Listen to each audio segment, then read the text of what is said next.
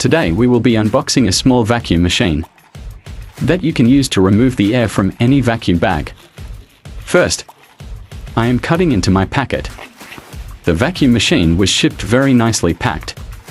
We bought it online. Now we cut the bag. It's a very nice, small, sturdy, powerful vacuum machine that can be carried anywhere after cutting the bag. You will see a very small machine, but its power is very good. You will get your desired result in a few seconds. To remove the air from any vacuum bag, we now use the vacuum machine. To vacuum bag, we will now attach the vacuum machine to a vacuum bag and see how it works. First, we will remove the cap of the bag. Then attach the machine here and press the switch. Now watch how all the air is coming out of the bag. And the bag is getting smaller by compressing it.